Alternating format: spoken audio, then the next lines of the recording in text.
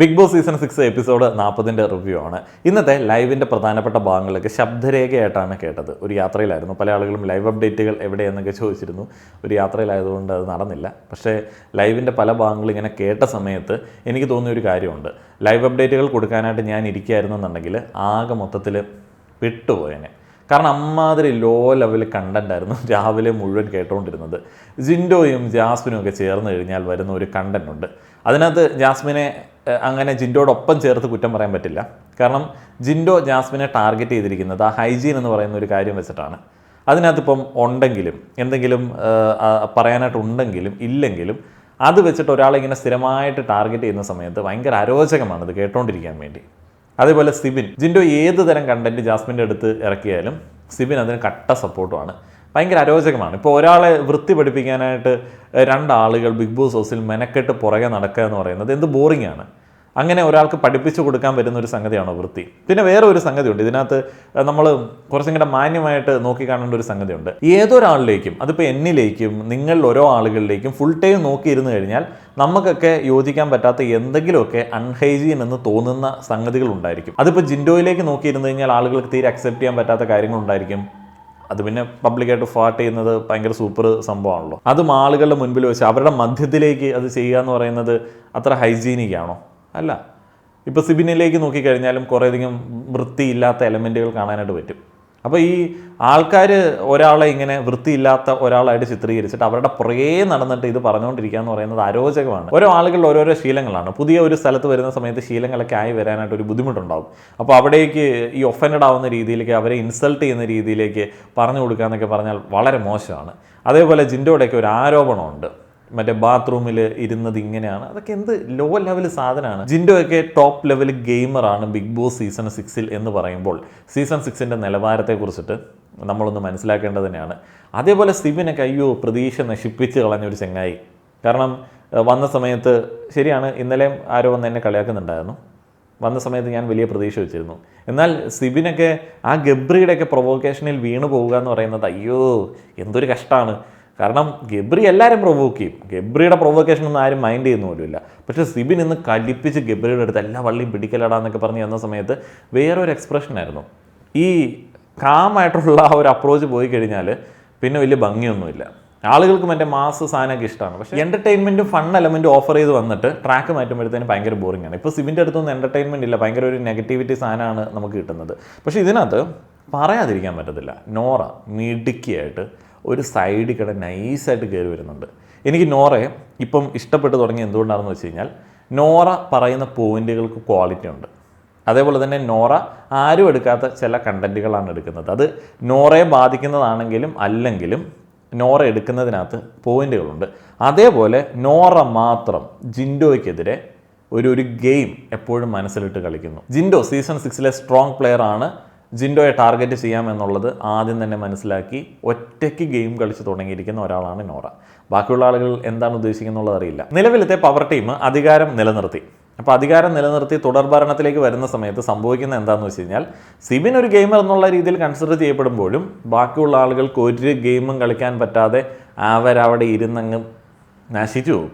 കാരണം ശരണ്യ, പൂജ, ജാൻമണി ബെസ്റ്റ് ടീമുകളാണ്. ജാൻമണിക്കൊന്നും ഈ പവർ ടീമിനകത്ത് ഗെയിമൊന്നുമല്ല. ജാൻമണിക്ക് പവർ എപ്പോഴും വേണ്ട ഒരു പവർ. അതിപ്പോൾ ജാൻമണി പവർ ടീമിലല്ല എന്നുണ്ടെങ്കിലും ആ ഒരു പവർ എടുക്കും. ഇന്ന് മോർണിംഗ് ആക്ടിവിറ്റിയിലടക്കം ജാൻമണിയുടെ ഈ ഒരു അപ്രോച്ചിനെ കുറിച്ചൊരു പരാമർശം ഉണ്ടായി. കേൾക്കുകയായിരുന്നുകൊണ്ട് എഴുതിയെടുക്കാൻ പറ്റിയില്ല, ആരാണ് പറഞ്ഞതെന്നുള്ളത് അറിയില്ല. എന്താണെങ്കിലും അത് സ്ട്രോങ് ആയിട്ടുള്ളൊരു പോയിന്റ് ആയിരുന്നു. മോർണിംഗ് ആക്ടിവിറ്റി നല്ലൊരു ആക്ടിവിറ്റി ആയിരുന്നു. ഉറക്കം എഴുന്നേൽക്കുന്ന സമയത്ത് നിങ്ങൾക്ക് കണ്ടസ്റ്റൻസിൽ ആരായി മാറണം എന്നുള്ളതാണ് ആഗ്രഹം. അതിനകത്ത് ഏറ്റവും ഫണ്ണായിട്ട് എനിക്ക് തോന്നിയത് ശ്രീരേഖ പറഞ്ഞതാണ്, എനിക്ക് ഗബ്രി ആവണം. ഗബ്രിയായിട്ട് മാറിയിട്ടെങ്കിലും ഗബ്രി പറയുന്ന കാര്യങ്ങൾ മനസ്സിലാക്കാൻ പറ്റുമോ എന്ന് നോക്കട്ടെ, എനിക്ക് ഗബ്രി ആയാൽ മതി. അത് നല്ലൊരു പോയിന്റ് ആയിരുന്നു. നോറ ജിൻഡോയെ കുറിച്ചിട്ട് പറയുന്നുണ്ട്, ജിൻഡോ ആയിട്ട് എങ്ങനെയാണ് ഒരു ക്യാപ്റ്റൻ ആവേണ്ടത് എന്ന് കാണിച്ചു കൊടുക്കണം. കാരണം ഒരു നാണോ മാനോ ഇല്ലാത്ത ഒരു ക്യാപ്റ്റനാണ് എന്ന് ജിൻഡോയെ കുറിച്ചിട്ട് പറയുന്നുണ്ട്. അബിയും ജിൻഡോ കാക്കനെ കുറിച്ചിട്ടാണ് പറയുന്നത്. ജിൻഡോ കാക്ക അത് ജാസ്മിൻ പറഞ്ഞ് ഫേമസ് ആയതാണ്. ഹൗസിൽ പല ആളുകളുടെയും വായിൽ ജിൻഡോ കാക്ക എന്നുള്ളതാണ് വരുന്നത്. അങ്ങനെ കുറേയധികം ആളുകൾ കുറച്ച് നല്ല നല്ല പോയിന്റുകൾ പറഞ്ഞിട്ടുണ്ട്. അപ്പോൾ ജിൻഡോ നോറ തമ്മിലുള്ള ഒരു കോൺഫ്ലിക്റ്റ് ഇന്ന് രാവിലെ നല്ല രീതിയിൽ പൊങ്ങി വന്നിരുന്നു. ഇവർ രണ്ടുപേരും ഭയങ്കര ക്രൂക്ഡ് ആയിട്ടുള്ള ഗെയിമേഴ്സാണ്. അപ്പം നോറ സ്പേസ് എടുക്കുന്നുണ്ട് എന്ന് ജിൻഡോയ്ക്ക് അറിയാവുന്നതുകൊണ്ട് ബാക്കിയുള്ള ആളുകളുടെ അടുത്തുള്ള കളി നോറയുടെ അടുത്ത് എടുക്കില്ല. ജിൻഡോയ്ക്ക് അറിയാം നോറ അവിടെ സ്പേസ് എടുക്കും. എന്നാൽ ജിൻഡോ ബാക്കിയുള്ള ആളുകളുടെ പുറകെ നടക്കും, ജാസ്മിൻ്റെ ഒക്കെ പുറകെ നടക്കും. അതെന്തുകൊണ്ടാണ്? ജിൻഡോ പുറകെ നടക്കുന്ന ആളുകളാണ് ജിൻഡോയുടെ കണ്ണിൽ സ്ട്രോങ് ആയിട്ട് ഗെയിം കളിക്കുന്ന ആളുകൾ. അല്ലാത്ത ആളുകൾക്ക് ജിൻഡോ സ്പേസ് കൊടുക്കത്തേയില്ല. അവർ പറയുന്നത് ജിൻഡോ കേൾക്കില്ല, പാട്ടൊക്കെ പാടി നൈസായിട്ട് സൈഡിൽ കൂടെ പോകും. അങ്ങനത്തെ പല കളികളാണ് ഹൗസിൽ നടക്കുന്നത്. എപ്പിസോഡ് തുടങ്ങിയ സമയത്ത് സായിയുടെ ഇമോഷൻസ് കാണാൻ വേണ്ടി ജാസ്മിൻ കാത്തിരിക്കുകയാണ്. അത് മോർണിംഗ് ആക്ടിവിറ്റിയുമായി ബന്ധപ്പെട്ട ഒരു ചർച്ചയാണ്. ഗബ്രിയായി മാറണം രാവിലെ എഴുന്നേൽക്കുന്ന സമയത്ത് എന്നാണ് ടാസ്കിൽ സായി പറഞ്ഞത്. കാരണം ഗബ്രിയുടെ മുഖത്ത് അല്ലെങ്കിൽ മനസ്സിൽ ഒത്തിരി അധികം ഇമോഷൻസ് പെട്ടെന്ന് മാറി മറിയും. അപ്പം ഗബ്രിയായി ഒന്ന് മാറിയാൽ കൊള്ളാമെന്ന് സായിക്ക് ആഗ്രഹമുണ്ട്. കുറച്ച് നേരത്തേന് മതി. ഈ ഗബ്രിയുടെ മാറുന്ന സ്വഭാവത്തെക്കുറിച്ചിട്ട് സിബിനും പറയുകയുണ്ടായി. ഫ്രീസ് ആയിട്ടിരുന്ന ഒരു സമയം ഉണ്ടായിരുന്നല്ലോ, ഗബ്രി ഇങ്ങനെ താടിക്ക് എടുത്ത് ഫ്രീസ് ആയിട്ടിരുന്ന സമയം. അന്ന് ഏറ്റവും കൂടുതൽ സപ്പോർട്ട് ചെയ്തത് സിബിനാണ്. എന്നാൽ തൊട്ടടുത്ത ദിവസം ഉളുപ്പില്ലാത്തവനെ, നാണം കെട്ടവനെ എന്നൊക്കെ ഗബ്രി സിബിനെ വിളിച്ചു പോലും. അപ്പോൾ അത് വേറൊരു ആരോപണം. ഗബ്രിയെ തീരെ സിബിന് പറ്റുന്നില്ല. ഇന്ന് സിബിൻ്റെ വേറൊരു ഫേസൊക്കെ നമ്മൾ കണ്ടതല്ലേ, ഒരു എക്സ്പ്രഷനൊക്കെ കണ്ടതല്ലേ, എല്ലാ വള്ളിയും പിടിക്കാത്തട ഗബ്രി എന്നൊക്കെ പറഞ്ഞിട്ട് സിബിൻ വരുന്നത്. അതിനുശേഷമാണ് മറ്റേ ജാസ്മിൻ്റെ ടിഷ്യൂ ഇഷ്യൂ, അതേപോലെ തന്നെ ജാസ്മിൻ ചെരുപ്പിടില്ലാത്ത ഇഷ്യൂ, അതേപോലെ ബാത്റൂമിൻ്റെ സീറ്റ് കവറിനെ ചൊല്ലിയുള്ള ഇഷ്യൂ ഒക്കെ വരുന്നത്. അതൊക്കെ വളരെ ക്വാളിറ്റി കുറഞ്ഞ കണ്ടന്റുകളായിരുന്നു. ജാസ്മിൻ്റെ ഒരു ടിഷ്യൂ വയ്ക്കുന്ന പരിപാടി, അതിപ്പോൾ കണ്ടസ്റ്റൻസ് പറയുന്നതിനകത്തൊരു ന്യായമുണ്ട്. കാരണം ആളുകൾ ഇങ്ങനെ ചുരുട്ടി ടിഷ്യൂ അവിടെ എവിടെയും വെച്ച് കഴിഞ്ഞാൽ അത് കാണുന്ന സമയത്ത് നമുക്കൊരു അയ്യ ഫീൽ അടിക്കും. അത് സ്വാഭാവികമാണ്. അത് കട്ടിലൊക്കെ വെച്ച് കഴിഞ്ഞാൽ ഭയങ്കര ബോറാണ്. അത് എന്തിന് യൂസ് ചെയ്തതാണ് എന്നുള്ളത് അറിയില്ല. അപ്പം ചുരുട്ടിയ ടിഷ്യൂ അത് ഡിസ്പോസ് ചെയ്യേണ്ട സ്ഥലത്ത് കളയേണ്ടതാണ്. ജാസ്മിൻ ഇത് അറിയാതെ ചെയ്യുന്നു എന്നുള്ളതാണ് ന്യായം. പക്ഷെ അതൊരു ന്യായമല്ലല്ലോ, അത് ചെയ്ത് ശീലിക്കേണ്ട കാര്യങ്ങളാണല്ലോ. അപ്പോൾ അങ്ങനെയുള്ള കുറേയധികം കാര്യങ്ങളിൽ ജാസ്മിൻ്റെ ഭാഗത്ത് ഭയങ്കര മോശമായിട്ടുള്ള അപ്രോച്ചുകളുണ്ട്. അപ്പോൾ ജിൻഡോ അത് മാത്രമാണ് പലപ്പോഴും ജാസ്മിനെതിരെ ഒരു ഗെയിമായിട്ട് എടുക്കുന്നത്. ഏതായാലും ആ ഒരു ടിഷ്യൂവിൻ്റെ കേസിൽ ജാസ്മിൻ പതിവ് പോലെ തന്നെ അദ്ദേഹത്തിൻ്റെ ഈഗോ മുകളിൽ, കാര്യം താഴെ. ചെരുപ്പിൻ്റെ കേസിലാണെങ്കിലും കാല് താഴ്ത്തി വെക്കാനൊക്കെ പറഞ്ഞ സമയത്ത് ജാസ്മിൻ താഴ്ത്തി വെക്കുന്നത് നമ്മൾ കാണുന്നില്ല. അതും കുറച്ച് കഴിഞ്ഞിട്ടാണ് താഴ്ത്തി വെക്കുന്നത്.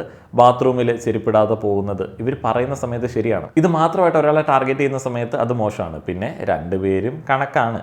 ഇപ്പം ജിൻഡോ ഫ്ലഷ് ചെയ്യാത്ത കാര്യത്തെക്കുറിച്ചിട്ടും ബാത്റൂമിൽ വാട്ടർ ബോട്ടിലായിട്ട് പോകുന്ന കാര്യത്തെക്കുറിച്ചിട്ടൊക്കെ ജാസ്മിൻ പറയുന്നുണ്ട്. പവർ ടീം അംഗങ്ങൾ, ചില ആളുകൾ മൈക്ക് ധരിക്കാത്തത് പലപ്പോഴും ബിഗ് ബോസ് ഓർമ്മപ്പെടുത്താറുണ്ട്. അതുകൊണ്ട് തന്നെ ഇന്ന് പവർ ടീം ഒരു പണിഷ്മെൻറ്റ് ഏറ്റെടുക്കുകയാണ്. 10 തവണ ഏത്തിടുകയാണ്. അപ്പോൾ ഗബ്രിയൊക്കെ ഇത് ചോദ്യം ചെയ്യുന്നുണ്ട്. അപ്പോൾ ഗബ്രി ഇതിനു മുൻപ് മറ്റേ ജിൻഡോ ബിഗ് ബോസിനോട് പറഞ്ഞ ഒരു ബാത്റൂം ഇഷ്യൂവിലൊക്കെ വലിയ രീതിയിൽ പ്രതികരിക്കുന്നുണ്ട്.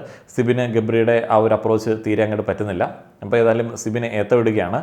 അതിൻ്റെ കൂടെ ജാസ്മിൻ ഒരു പണിഷ്മെൻറ്റ് ഏറ്റെടുക്കുന്നുണ്ട്. ജാസ്മിൻ ഉറങ്ങിപ്പോയി. രാവിലെ വഴക്കുണ്ടാക്കി പുറത്തു പോയിരുന്നാണ്, ഉറങ്ങിപ്പോയി. അപ്പോൾ ഉറങ്ങിപ്പോയ സമയത്ത് ലക്ഷറി പോയിന്റുകൾ കട്ടാവാതിരിക്കാൻ വേണ്ടി ഒരു പണിഷ്മെൻറ്റ് ഏറ്റെടുക്കുന്നു. പവർ റൂമിൽ കള്ളികൾ എണ്ണുക എന്നുള്ളതാണ്. 786 കള്ളികളുണ്ട് എന്ന് ജാസ്മിൻ പറയുന്നു. ഇപ്പോൾ എണ്ണു നോക്കാൻ പറ്റത്തില്ലല്ലോ അത്ര ഉണ്ടോ എന്നുള്ളത്. അപ്പോഴത്തേന് അങ്ങനെ എണ്ണാൻ പോയി കഴിഞ്ഞാൽ സ്വയം ഒരു പണിഷ്മെൻറ്റ് എടുക്കുന്നത് പോലെ പവർ ടീമിന് തോന്നും. അതുകൊണ്ട് അവരത് അക്സെപ്റ്റ് ചെയ്യുകയാണ്. പവർ റൂമിന് വേണ്ടിയുള്ള മത്സരത്തിൻ്റെ അടുത്ത ഘട്ടമായിരുന്നു ഇന്ന്. അപ്പോൾ നിലവിൽ ഇന്ന് ചലഞ്ച് തുടങ്ങിയ സമയത്ത് എല്ലാ ആൾക്കാരും സമനിലയിലാണ്. എല്ലാ ആളുകൾക്കും 2 പോയിന്റുകൾ. എല്ലാ ആളുകളും സമനിലയിലായതുകൊണ്ട് ബിഗ് ബോസ് അനൗൺസ് ചെയ്തു പവർ ടീമിന് അവരുടെ എതിരാളികളെ തിരഞ്ഞെടുക്കാം. എല്ലാ ആളുകൾക്കും പവർ ടീമായിട്ട് മത്സരിക്കാൻ പറ്റത്തില്ല. പവർ ടീമിന് അവരുടെ എതിരാളികളെ തിരഞ്ഞെടുക്കാം. അപ്പോൾ ഈ ഒരു ഡിസ്കഷൻ വരുന്ന സമയത്ത് ഇവർ കുറേയധികം കൂടിയാലോചന നടത്തുന്നുണ്ട്. അപ്പം ഏറ്റവും പവർഫുൾ ആയിട്ടുള്ള സായി, അതേപോലെ തന്നെ മറ്റേ അഭിഷേക് ഒക്കെ ഉള്ള ആ ഒരു ടീമിനെ തിരഞ്ഞെടുക്കേണ്ട എന്ന് ജാൻമണി പറഞ്ഞു. പക്ഷേ അവർ ഫിസിക്കൽ പവർ ഉദ്ദേശിച്ചിട്ടാണ് പറയുന്നത്. പക്ഷേ സിബിൻ പറയുന്നു ഏറ്റവും പവർഫുൾ ആയിട്ടുള്ള ടീമിനെ തന്നെ തിരഞ്ഞെടുക്കാം. ജാൻമണിക്ക് അത് ഇഷ്ടപ്പെട്ടില്ല.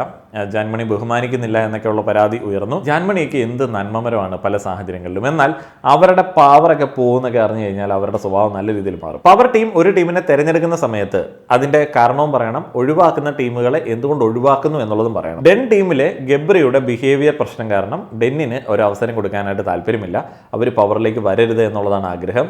ടണൽ ടീമിലെ 3 പേർ നോമിനേഷനിലുണ്ട്.